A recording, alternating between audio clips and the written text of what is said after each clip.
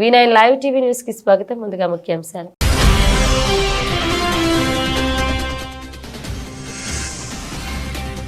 ఈ నెల 20న వేములవాడలో పర్యటించనున్న ముఖ్యమంత్రి రేవంత్ రెడ్డి. ఎమ్మెల్యేలతో కలిసి ఏర్పాట్లను పరిశీలించిన మంత్రి పొన్నం ప్రభాకర్.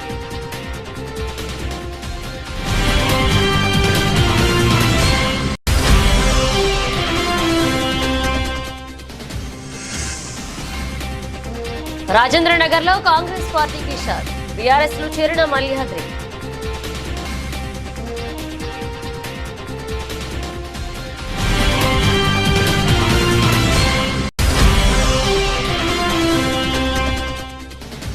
కేంద్ర ఆర్థిక శాఖ మంత్రి నిర్మలా సీతారామన్ విదేశాంగ మంత్రి జయశంకర్ తో భేటీ అయిన సీఎం చంద్రబాబు. ఢిల్లీ పర్యటన విజయవంతమైందన్న ఎంపీ లావు శ్రీకృష్ణదేవరాయలు.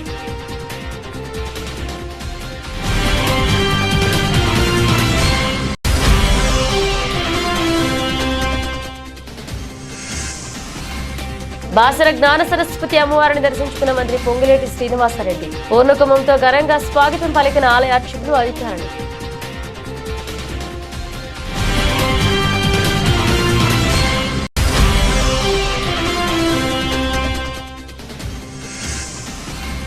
పెద్దపల్లి పట్టణంలో పోలీసు అధికారుల ఆకస్మిక తనిఖీలు. గంజాయి, డ్రగ్స్, మాదక ద్రవ్యాలపై ఆరా తీసిన పోలీసులు.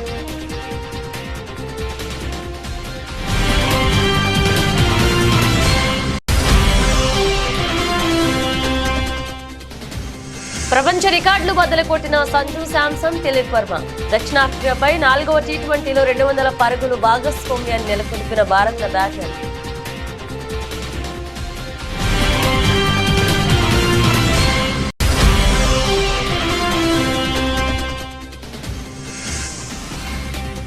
దిద్దుబాటు దిశగా మార్కెట్లు. ఆల్ టైమ్ హై నుంచి 10% పైగా క్షీణించిన దేశీయ ఈక్విటీలు.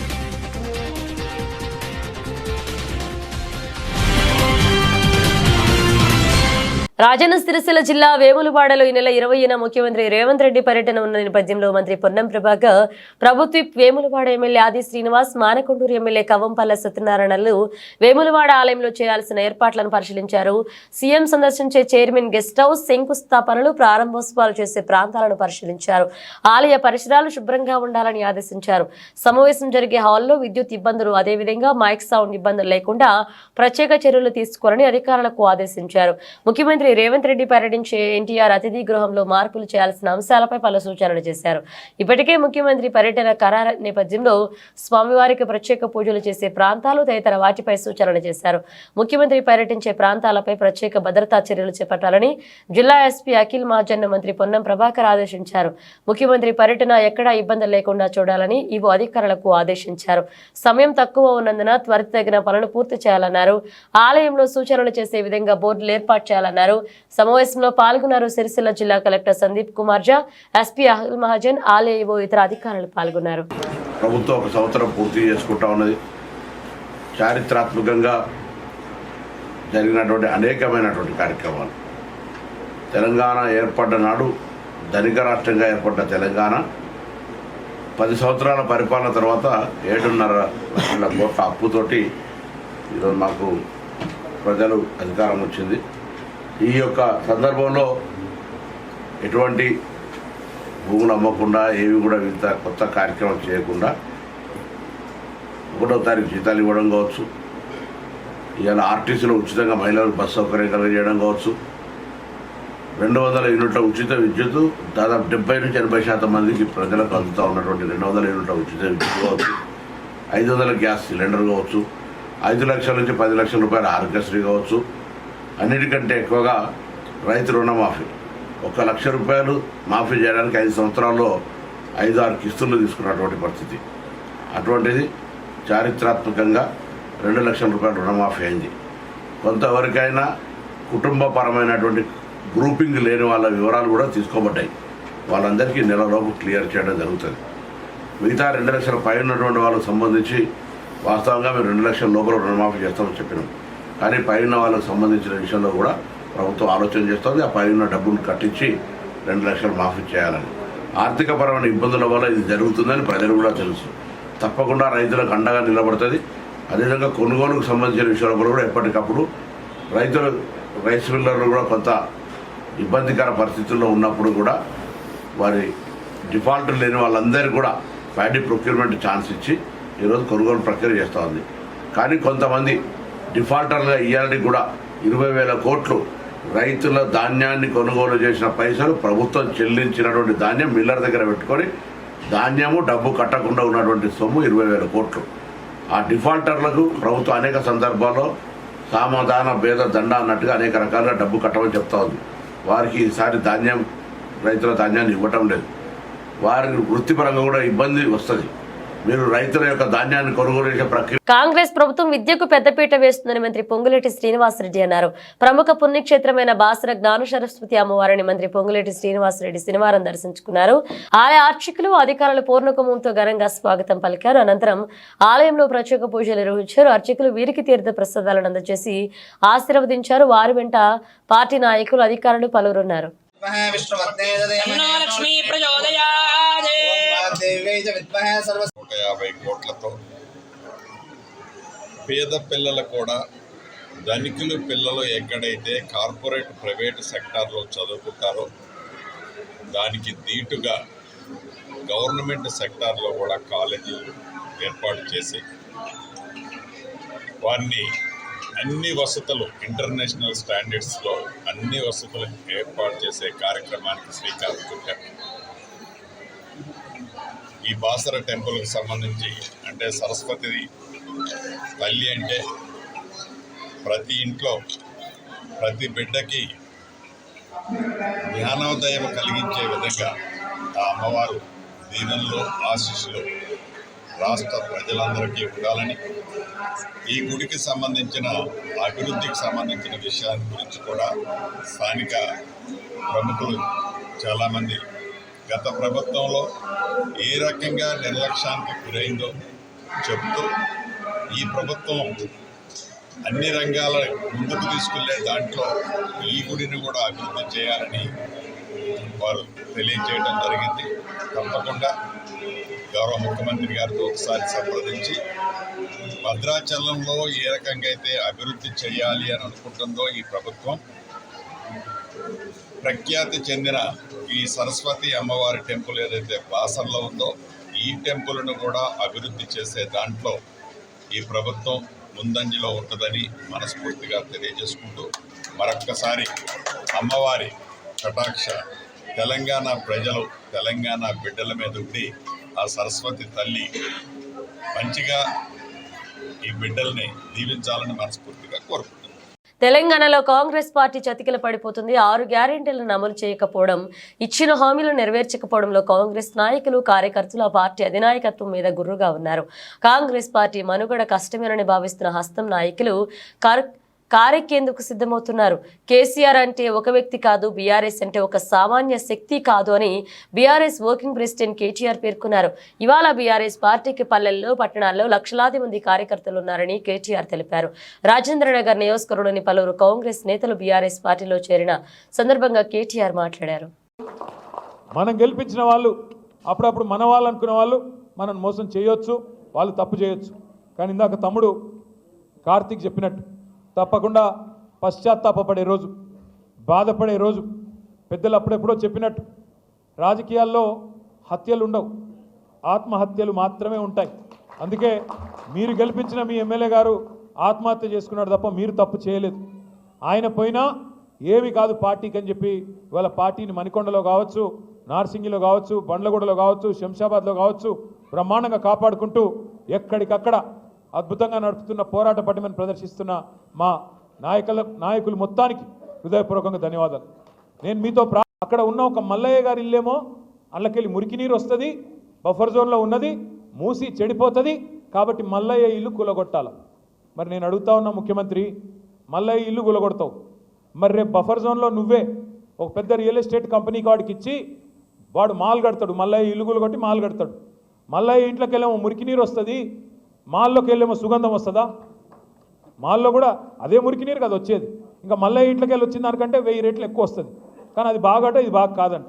నేను అందుకే అడుగుతా ఉన్నా, ముఖ్యమంత్రి సమాధానం చెప్పు. బఫర్లో మల్లయ్య ఇల్లు ఉండకూడదు ఎట్లా, మాల్ ఉంటుంది ఎట్లా? సమాధానం చెప్పు. ఎవడి కోసం 1,50,000 కోట్లు పెడతానంటున్నావు? దేనికోసం పెడతానంటున్నావు? మాకు అర్థమవుతున్నది. మూసీమే లూటో ఢిల్లీమే బాటో, మూసీలో లూటో ఢిల్లీమే బాటో. ఎందుకు? నీ బాసులు ఢిల్లీలో ఉన్నారు, వాళ్ళ కోపం వస్తే నీ తుమ్మితో ఊడిపోయే ముక్కు నీది, ఎప్పుడు ఊసిపోతుందో తెలియదు. రాహుల్ గాంధీకి మూటలు పంపకపోతే ఆయన ఊకోడు, మళ్ళీ పైన ఇంకా ప్రియాంక గాంధీ గారు ఉన్నారు, ఇంకా చాలామంది పెద్దలు ఉన్నారు, వాళ్ళకు మూటలు పంపాల్సిందే. వైఎస్ఆర్ కాంగ్రెస్ ప్రభుత్వంలో లిక్కర్ తాగితే లివర్ చెడిపోతుందని, చంద్రబాబు సర్కార్లో లిక్కర్ తాగితే లివర్ బాగుపడుతుందంటూ కూటమి ప్రభుత్వం చెప్పదలుచుకుంటుందని కాకినాడ జిల్లా వైఎస్ఆర్సీపీ అధ్యక్షులు కురసాల కన్నబాబు విమర్శించారు. ఇవాళ చంద్రబాబు చేతిలో మళ్లీ మొదట మోసపోయింది మద్యపానం చేసేవారే అని అన్నారు. అవే బ్రాండ్లు, డిస్టరీలు, ధరలు మాత్రం ఎక్కువ అని మండిపడ్డారు. మద్యం షాపుకు వచ్చిన వాళ్లు కూడా తాము మోసపోయామని గగ్గోలు పెడుతున్నారన్నారు. అసలు చంద్రబాబు చేతిలో మోసపోని వర్గం ఉంటుందా అని ఎద్దేవా చేశారు. ఇది కాకుండా చెప్పాలంటే ఇప్పుడు ప్రస్తుతం చాలా బర్నింగ్ టాపిక్, అందరికి ఇంట్రెస్టింగ్ టాపిక్ లిక్కర్. అది కూడా ఇవాళ ఆయన మాట్లాడాడు లిక్కర్ గురించి.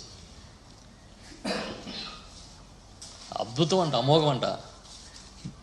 వైఎస్ఆర్ పార్టీ ప్రభుత్వంలో లిక్కర్ తాగితే లివర్ చెడిపోద్ది, చంద్రబాబు నాయుడు గారి సర్కారు ఇచ్చే లిక్కర్ తాగితే లివర్ బాగుపడుద్దని ఆయన చెప్పాలనుకుంటున్నాడేమో. మరి అసలు ఇవాళ అలవాటు ఉన్నవాడిని వెళ్ళి అడిగితే చెప్తారు. మొట్టమొదట మళ్ళీ ఆయన చేతిలో మోసపోయింది మేమేను. డ్రింక్ చేసేవాడిని ఎవడైనా అడిగితే వాళ్ళు చెప్తారు. అవే బ్రాండ్లు, అవే రేట్లు. కొత్తగా కొన్ని యాడ్ చేశారంట. ఆ కొత్తగా యాడ్ చేసిన 99 రూపాయలు లిక్కర్ గురించి ఇందాక మా మిత్రుడు ఎవరో నాకు చెప్తా ఉన్నారు. 99 రూపాయలకి ఇచ్చే కొత్త బ్రాండ్లు Sumo classic whisky, Bengaluru whisky, royal, ట్రాపికానా, short whisky, Kerala malted whisky. విషయం ఏంటంటే ఇక్కడ 99 రూపాయలకి ఇస్తున్నారు, ఇదే తక్కువకి ఇస్తున్నామని చెప్పుకుంటున్నారు కదా. కానీ ఇదే మందు, ఇదే కంపెనీ తయారు చేసే, డిస్టిలరీ తయారు చేసే మందు, ఇదే క్వాలిటీ వేరే రాష్ట్రాల్లో 80 రూపాయలకి 85 రూపాయలకి అమ్ముతున్నారంట. ఆయనే చెప్పాడు నాకు ఇందాక. అంటే ఏంటంటే మీరు చేస్తే అది చేతిలో పోసుకుని తాగిన పవిత్ర తీర్థం లాంటిది. మేము చూస్తున్నాం ఆ షాపులు, దాని భోగవతం, మీ నాయకులు వాళ్ళని పీడించుకుని తింటున్న పద్ధతి. చివరికి షాపులు వచ్చినప్పుడు కూడా మేము మోసపోయామని గగ్గోలు పెట్టేస్తున్నారు. ఏదో 20% మార్జిన్ ఇస్తామన్నారు, 10% ఇస్తున్నారని అదొక గోల్ నడుస్తుంది. సరే, మొత్తానికి అయితే మీ లిక్కర్ ఎత్తిగడ ఫలించిందో లేదో కొద్ది రోజులకు కానీ తెలియదు. అసలు గతం మర్చిపోయారు కానీ చంద్రబాబు నాయుడు గారి హయాంలో మోసపోయిన వాళ్ళు ఒక వర్గం ఉంటుందా ఎవరైనా? ఏ వర్గమైనా? శ్రీకృష్ణుడు భగవద్గీతలో ఒక మాట చెప్పాడు, నీవు చేయాల్సిన పని చేసుకుంటూ పోతే ఫలితం తప్పకుండా వస్తుంది అని మెదక్ ఎంపీ రఘునందన్ రావు అన్నారు. సిద్దిపేట పట్టణంలోని నాజర్పురాలో శ్రీకృష్ణ యాదవ సదర కమిటీ ఆధ్వర్యంలో సదర ఉత్సవాలను ఘనంగా నిర్వహించారు. ఈ సదర ఉత్సవాలలో మెదక్ ఎంపీ రఘునందన్ రావు ముఖ్య అతిథిగా పాల్గొన్నారు. సిద్దిపేట జిల్లా యాదవ సోదరులతో కలిసి సదర ఉత్సవాలను రఘునందన్ రావు ప్రారంభించారు. అనంతరం సదర ఉత్సవాల్లో పాల్గొన్నారు. ఈ సందర్భంగా సదర ఉత్సవాల్లో ఎంపీ రఘునందన్ రావు మాట్లాడుతూ, ఫలితం గురించి ఆలోచించేవాడు యుద్ధం చేయలేడు, యుద్ధం గెలవలేడు, దానికి సజీవ సాక్ష్యం నేనే. మీ అందరి ఆశలతో మెదక్ ఎంపీగా గెలుపొందడం జరిగిందని తెలిపారు. కర్తవ్య బోధనలో శ్రీకృష్ణుని ఆదర్శంగా తీసుకుని యుద్ధం చేయడం జరిగిందన్నారు. సదరు ఉత్సవంలో యాదవులందరూ కలిసి రావడం సంతోషంగా ఉందన్నారు.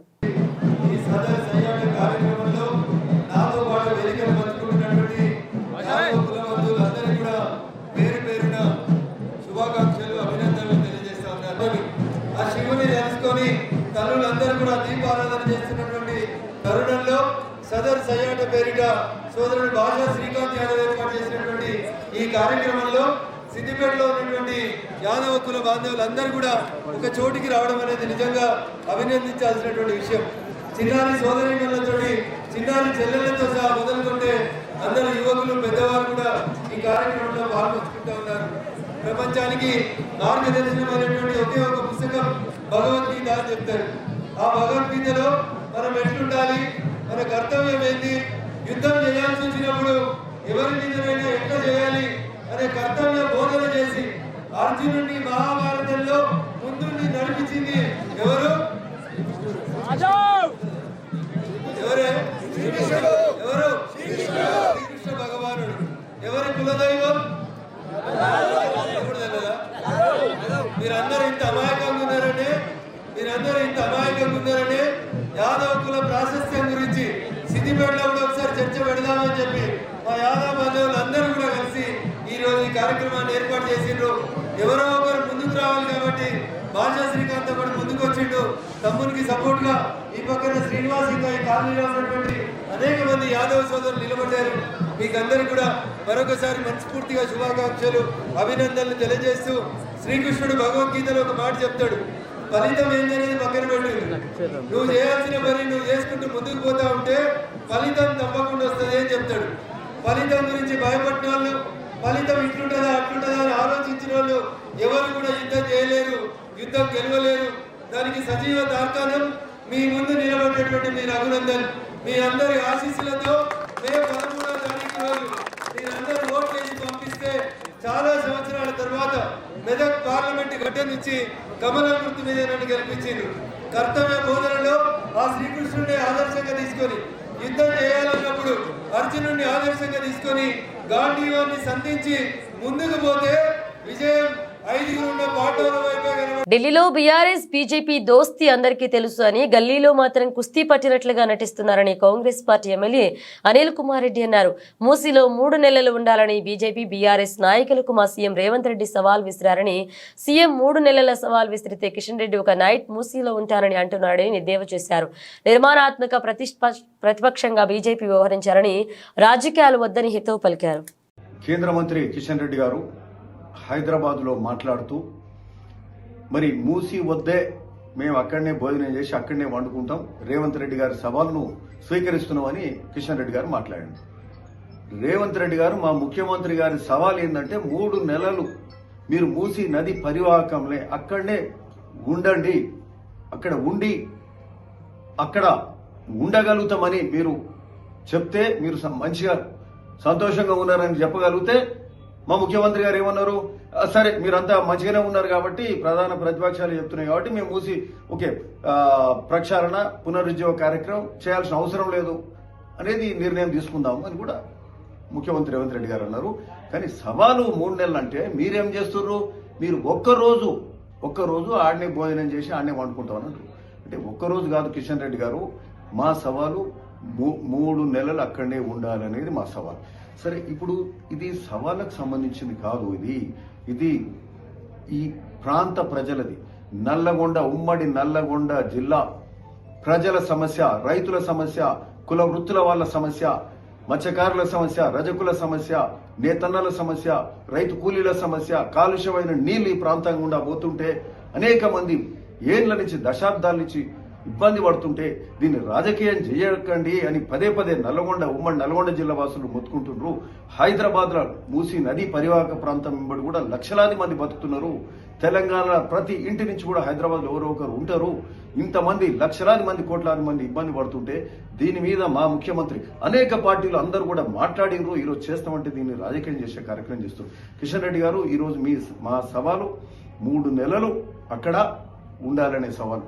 సరే, ఈరోజు మేము ఒకటి అడుగుతున్నాం, మీరు ఒక్కరోజు చేసేది కాదు. ఇంకొకటి ఏంటంటే, మీరు ఇంకొక మాట ఏం మాట్లాడుతున్నారు, మీరు ఈ మూసి ఇండ్లను కూలగొట్టి మూసి. ఏపీ ముఖ్యమంత్రి చంద్రబాబు అసెంబ్లీ సమావేశంలో పాల్గొన్న అనంతరం ఢిల్లీ బయలుదేరి వెళ్లారు. ఢిల్లీలో ఆయనకు టీడీపీ ఎంపీలు స్వాగతం పలికారు. చంద్రబాబు తన ఢిల్లీ పర్యటనలో కేంద్ర మంత్రులను కలిశారు. హస్తనలో సీఎం పర్యటన వివరాలను టీడీపీ యువ ఎంపీ లావు శ్రీకృష్ణదేవరాయలు మీడియాకు తెలిపారు. కేంద్ర విదేశాంగ మంత్రి ఎస్ జయశంకర్ తో చంద్రబాబు సమావేశమయ్యారని వెల్లడించారు. భారత్ నుంచి అమెరికా వెళ్లే విద్యార్థులు, పౌరుల స్థితిగతులపై జయశంకర్ తో చర్చించారని, ముఖ్యంగా మనవాళ్లు ఎదుర్కొనే ఇమిగ్రేషన్ సమస్యలు పరిష్కరించాలని కేంద్ర మంత్రిని చంద్రబాబు కోరారని శ్రీకృష్ణదేవరాయలు వివరించారు. నదుల్ని అనుసంధానం ద్వారా కొన్ని లక్షల ఎకరాలకి సాగునీరు, మరీ ముఖ్యంగా ఏదైతే వెనకబడ్డ ప్రకాశం జిల్లా అయితే కానీ, వెనకబడ్డ రాయలసీమ అయితే కానీ, ఈ ప్రాంతాలన్నిటికీ కూడా నీరు అందించాలంటే ఈ 2 నదుల్ని కూడా అనుసంధానిస్తేనే అవుతుందనే ఉద్దేశంతో ఈ ప్రాజెక్టు గురించి కేంద్రం వైపు నుంచి సహాయ సహకారాలు అందించాలని చెప్పి కేంద్ర మంత్రి నిర్మలా సీతారామన్ గారిని ముఖ్యమంత్రి గారు కోరడం జరిగింది. ఈ రెండింటి గురించి కూడా ఈరోజు మీటింగ్లో ప్రధానంగా చర్చించడం జరిగింది. అలాగే మరొక కేంద్ర మంత్రి గారు జయశంకర్ గారితో, ఎక్స్టర్నల్ అఫైర్స్ కేంద్ర మంత్రి గారితో కూడా ఈరోజు ముఖ్యమంత్రి గారు కలవటం జరిగింది. ముఖ్యంగా ఈ సమావేశంలో ముఖ్యంగా చర్చకు వచ్చినవి, సరే ఈ మధ్య అమెరికాలో ఏదైతే కొత్తగా గవర్నమెంట్ ఫామ్ అయిందో దానివల్ల ఇండియా పైన, ఇండియన్ ఎకానమీ పైన ఏ విధమైన మార్పులు చేర్పులు జరుగుతాయని, అలాగే ఇక్కడ ఇండియా నుంచి వెళ్ళే స్టూడెంట్స్కి ఏ విధంగా ఉంటుంది అని చెప్పి, అక్కడ అమెరికా వెళ్ళే వారికి ఏ విధంగా ఉంటుంది. ఎందుకంటే మనందరికీ తెలిసిందే, ఆంధ్ర రాష్ట్రం నుంచి ప్రతి సంవత్సరం కూడా కొన్ని వేల మంది స్టూడెంట్స్ అక్కడికి వెళ్తూ ఉన్నారు, అక్కడ బాగా చదువుకుంటున్నారు, బాగా సెటిల్ అవుతూ ఉన్నారు. వారికి ఏ విధంగా ఉండబోతా ఉన్నదని కూడా మాట్లాడటం జరిగింది. వీటన్నిటితో పాటుగా ఎకానమీ పరంగా ఏ విధంగా మార్పులు చేర్పులు జరగబోతూ ఉన్నాయి, ఇండియా, భారతదేశం మనం ఏ విధంగా ప్రముఖ పాత్ర పోషించారు. పెద్దపల్లి పట్టణంలో పోలీసు అధికారులు ఆకస్మిక తనిఖీలు నిర్వహించారు. పట్టణంలో పాన్ షాపులు, కూరగాయల దుకాణాలు, కిరాణా షాపులను పోలీసు అధికారులు తనిఖీలు చేశారు. గంజాయి, డ్రగ్స్, మాదక ద్రవ్యాలపై ఆరా తీశారు. ఈ సందర్భంగా పెద్దపల్లి ఏసీపీ గజ్జి కృష్ణ మాట్లాడుతూ, రామగుండం పోలీస్ కమిషనర్ ఆదేశాల మేరకు, పెద్దపల్లి డీసీపీ సూచనల మేరకు పెద్దపల్లి సబ్ డివిజన్ పరిధిలోని పెద్దపల్లి పట్టణంలో అన్ని షాపులను ఆకస్మికంగా తనిఖీ చేస్తున్నట్లుగా తెలిపారు. పెద్దపల్లి, సుల్తానాబాద్ సిఐలు, సబ్ డివిజన్ పరిధిలోని ఎస్ఐలు, వారి సిబ్బంది 5 టీములుగా విడిపోయి తనిఖీలు నిర్వహించినట్లుగా చెప్పారు. యువత పెడదారిన పడుతూ గంజాయి తాగడం వల్ల ఆరోగ్యం చెడిపోవడం, ఆర్థికంగా నష్టపోవడం, తల్లిదండ్రులకు ఇబ్బంది కలగడంతో పాటు సామాజికంగా దేశం యువశక్తిని కోల్పోతుందన్నారు. అక్రమంగా గంజాయి, డ్రగ్స్ విక్రయించే వారిపై చట్టరీత్యా కఠిన చర్యలు తీసుకుంటామన్నారు. ఈ తనిఖీలలో పెద్దపల్లి సిఐ ప్రవీణ్ కుమార్, సుల్తానాబాద్ సిఐ సుబ్బారెడ్డి, పెద్దపల్లి ఎస్ఐలు లక్ష్మణ్ కుమార్, మల్లేష్, కాల్వా శ్రీరాంపూర్ ఎస్ఐ వెంకటేష్ పాల్గొన్నారు. కమిషనర్ పోలీస్ గారి ఆదేశాల మేరకు డిప్యూటీ కమిషనర్ పోలీస్ పెద్దపల్లి గారి ఇన్స్ట్రక్షన్స్ మేరకు ఈరోజు మా సబ్ డివిజన్లో, అంటే పెద్దపల్లి డివిజన్లో ఉన్నటువంటి ఆఫీసర్లు మొత్తం పోలీస్ సిబ్బందితో కలిసి ఈరోజు అన్ని షాపులు, కిరాణా షాపులు కావచ్చు, పాన్ షాపులు కావచ్చు, అన్నిటి మీద కూడా ఈరోజు పెద్ద ఎత్తున ఒక 5 టీములుగా విడిపోయి పెద్దపల్లి పట్టణంలో తనిఖీ చేయడం జరుగుతుంది. దీని ముఖ్య ఉద్దేశం ఏంటంటే, ఈ తనిఖీల ఉద్దేశం యూత్ పెడిచేవన పడుతూ ఈ గాంజా అనేది తాగుతున్నారని, దానిలో భాగంగా ఆరోగ్యాలు ఖరాబ్ చేయడం, ఆర్థికంగా నష్టపోవడం, తల్లిదండ్రులు కూడా ఇబ్బందులు పెట్టడం, సమాజానికి కూడా సరైనటువంటి యువత ఈ దేశాన్ని కోల్పోతుందనేటువంటి ఉద్దేశంతో మా ఉన్నతాధికారుల ఆదేశాల మేరకు ఈరోజు నేను, మా పెద్దపల్లి సిఐ గారు, మా సుల్తానాబాద్ సిఐ గారు, మా పెద్దపల్లి ఎస్ఐ గారు, అట్లాగే మా కాళేశ్వరం ఎస్ఐ గారు, మిగతా అందరు ఎస్ఐలు వారి వారి సిబ్బందితోనే ఈ పెద్దపల్లి పట్టణంలో 5 భాగాలు విడిపోయి తనిఖీలు చేస్తున్నాం. ఆకస్మిక తనిఖీలు. ఈ తనిఖీల్లో ఎవరైనా దొరికితే మాత్రం చట్టరీత్యా కఠినమైనటువంటి చర్యలు. లగచర్ల దాడి ఘటనలో అరెస్టుల పర్వం కొనసాగుతుంది. ఇప్పటికీ కేసులో అనేక మందిని అదుపులోకి తీసుకున్నారు పోలీసులు. తాజాగా మరికొంతమందిని అరెస్ట్ చేశారు. 6గురిని అదుపులోకి తీసుకున్న పోలీసులు వారిని కొడంగల్ పోలీస్ స్టేషన్ నుంచి పరిగి పోలీస్ స్టేషన్ కు తీసుకొచ్చారు. వీరందరినీ సాయంత్రం వరకు రిమాండ్ చేసే అవకాశం ఉంది. అలాగే ఈ కేసులో మరికొందరి కోసం కూడా పోలీసులు ముమ్మరంగా గాలింపు చర్యలు చేపట్టారు. కాగా వికారాబాద్ జిల్లా కొడంగల్ నియోజకవర్గ పరిధిలోని దుద్యాల మండలం లగచర్ల గ్రామంలో ఫార్మా ఇండస్ట్రియల్ కారిడార్ ఏర్పాటుకు భూసేకరణలో భాగంగా ఈ నెల 11న ప్రజాభిప్రాయం తెలుసుకునేందుకు వచ్చిన జిల్లా కలెక్టర్ ప్రతీక్ జైన్, అదనపు collector Lingya Nayak, Tandur sub collector Umashankar Prasad, కడ ప్రత్యేకాధికారి వెంకటరెడ్డి, తహసీల్దార్ విజయ్ కుమార్, వికారాబాద్ డిఎస్పీ శ్రీనివాసరెడ్డిపై రైతులు, గ్రామస్తులు రాళ్లు, కర్రలతో దాడులు చేసిన విషయం తెలిసిందే. ఈ ఘటనకు సీరియస్ గా తీసుకున్నారు పోలీసులు. దాడికి పాల్పడిన వారిని అరెస్ట్ చేస్తున్నారు. సోషల్ మీడియాలో ఫోటోలు, వీడియోల ఆధారంగా నిందితులను గుర్తించారు పోలీసులు. లగచర్ల దాడిలో పోలీసులు మొత్తం 47 మంది నిందితులను గుర్తించగా మాజీ ఎమ్మెల్యే పట్నం నరేందర్ రెడ్డి మరొక 21 మందిని రిమాండ్ చేశారు. జోహెనెస్బర్గ్ వేదికగా భారత్ దక్షిణాఫ్రికా మధ్య శుక్రవారం జరిగిన 4వ టీ20లో టీమిండియా బ్యాటర్లు సంజు శాంసన్, తిలక్ వర్మ సంచలన బ్యాటింగ్ చేసిన విషయం తెలిసిందే. ఇక సిక్సర్ల 4లతో ప్రత్యర్థి బౌలర్లను ఊచుకోత కోసి చెరో సెంచరీ సాధించారు. ఇక శాంసన్ 6 4లు 9 సిక్సర్ల సాయంతో 56 బంతుల్లో 109 పరుగులు సాధించారు. ఇక తెలుగు కుర్రాడు తిలక్ వర్మ 47 బంతుల్లోనే 120 పరుగులు సాధించాడు. తన ఇన్నింగ్స్ లో 9 4లు 10 సిక్సర్లు ఉన్నాయి. కడ వరకు నాటౌట్ గా నిలిచిన వీరిద్దరూ రెండవ వికెట్ కు ఏకంగా 200 పరుగులు భారీ భాగస్వామ్యాన్ని నెలకొల్పారు. దీంతో పలు క్రికెట్ రికార్డులు బద్దలయ్యాయి. టీ20 ఫార్మాట్ లో భారత్ తరపున ఏ వికెట్ అయినా ఇదే అత్యధిక భాగస్వామ్యంగా సంజు, తిలక్ వర్మ పార్ట్నర్షిప్ నిలిచింది. అంతేకాదు టీ20లో దక్షిణాఫ్రికాపై ఇదే అతిపెద్ద పార్ట్నర్షిప్ గా రికార్డులోకి ఎక్కింది. ఇక అంతర్జాతీయ టీ20 క్రికెట్ లో రెండవ వికెట్ ఇదే అత్యధిక భాగస్వామ్యంగా ప్రపంచ రికార్డు నమోదైంది. వీరిద్దరూ కలిసి 200 పరుగులు పార్ట్నర్షిప్ ని కేవలం 93 బంతుల్లోనే నెలకొల్పడంతో మరొక విశేషంగా ఉంది. ఒకే టీ20 మ్యాచ్ లో ఇద్దరు భారత బ్యాటర్లు సెంచరీలు సాధించడం కూడా ఇదే తొలిసారి. సంజు శాంసన్ కు టీ20 కెరీర్ లో ఇది 3వ శతకం. ఇదే సిరీస్ తొలి మ్యాచ్ లో కూడా సెంచరీ సాధించాడు. ఇక యువ బ్యాటర్ తిలక్ వర్మ వరుస మ్యాచ్ల్లో సెంచరీలు బాదాడు. 3వ టీ20లో కూడా శతకం బాదిన విషయం తెలిసిందే. ఈ ఏడాది దేశీయ స్టాక్ మార్కెట్లు ఎన్నో కొత్త రికార్డులను నెలకొల్పాయి. అటు బాంబే స్టాక్ ఎక్స్చేంజ్, ఇటు నేషనల్ స్టాక్ ఎక్స్చేంజ్ రెండు ఆల్ టైమ్ హైలతో అదరకొట్టాయి. అయితే ఇప్పుడు ఆ పరిస్థితి కనిపించడం లేదు. గత కొద్ది రోజులుగా సూచీలు వరుస నష్టాలకే పరిమితమవుతున్నాయి. మరి ఈ క్రమంలోనే సెప్టెంబర్లో రికార్డు స్థాయిల నుంచి గమనిస్తే సెన్సెక్స్, నిఫ్టీలు 10% పైగా పడిపోయాయి. మరికొద్ది రోజులు దిద్దుబాటు దిశగానే ఈక్విటీ మార్కెట్లు పయనించనున్న అంచనాలున్నాయి. దేశీయ స్టాక్ మార్కెట్ల నష్టాలకు అనేక కారణాలు కనిపిస్తున్నాయి. వాటిలో చైనా ఉద్దీపనలలో విదేశీ సంస్థాగత పొదుపరులు భారతీయ మార్కెట్ నుంచి తమ పెట్టుబడులను వెనక్కి తీసుకుపోతుండడం కూడా ఉంది. ఈ నెలలోనే 94,000 కోట్లు తరలిపోయాయి. అలాగే ఈ ఆర్థిక సంవత్సరం రెండో త్రైమాసికానికి ఆయా సంస్థలు ప్రకటిస్తున్న నిరాశజనక ఆర్థిక ఫలితాల కారణమే. అంతేకాక మదుపరుల లాభాల స్వీకరణ, అమెరికా బాండ్ ఈల్డ్స్ పెరగడం, అలాగే డాలర్ ఇండెక్స్ పరుగులు పెడుతుండడం కూడా ఉన్నాయి. సెప్టెంబర్ 27న సెన్సెక్స్ ఆల్ టైమ్ హై నుంచి 85,978.25 పాయింట్లను చేరింది. ఇది తొలిసారి. నిఫ్టీ కూడా 26,277.35 పాయింట్లను తాకింది. అయితే అక్టోబర్ నుంచి మార్కెట్లోనే బేరిష్ ట్రెండ్ మొదలైంది. ఈ క్రమంలోనే ఆల్ టైమ్ హై నుంచి చూస్తే ప్రస్తుతం సెన్సెక్స్ 8,397.94 పాయింట్లు లేదా 9.76% కోల్పోయింది. నిఫ్టీ సైతం 2,744.65 పాయింట్ల లేదా 10.44% పడిపోయింది. బులెటిన్ ముగించే ముందు హెడ్లైన్స్ మరోసారి.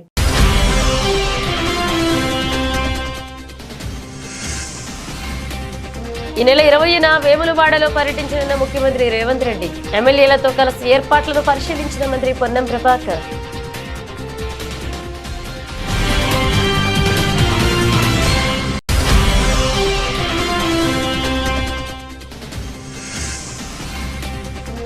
రాజేంద్రనగర్ లో కాంగ్రెస్ పార్టీకి షాక్. బీఆర్ఎస్ లో చేరిన మల్లిహాద్రి.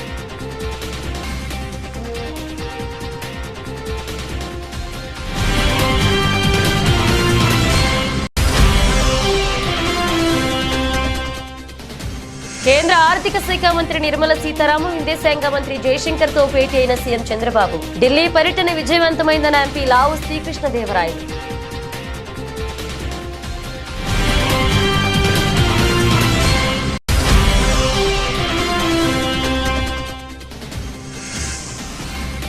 బాసర జ్ఞాన సరస్వతి అమ్మవారిని దర్శించుకున్న మంత్రి పొంగులేటి శ్రీనివాసరెడ్డి. పూర్ణకుంభంతో ఘనంగా స్వాగతం పలికిన ఆలయ అర్చకులు, అధికారులు.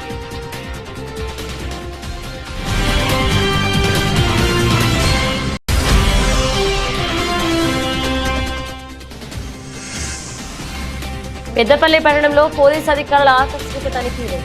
గంజాయి, డ్రగ్స్, మాదక ద్రవ్యాలపై ఆరా తీసిన పోలీసులు.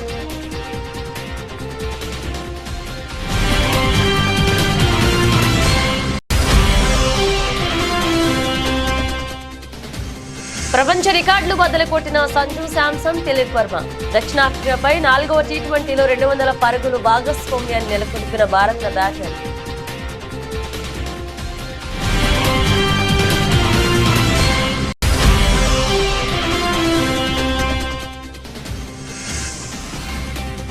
దిద్దుబాటు దిశగా మార్కెట్లు ఆల్ టైమ్ హై నుంచి 10% పైగా క్షీణించిన దేశీయ ఈక్విటీలు.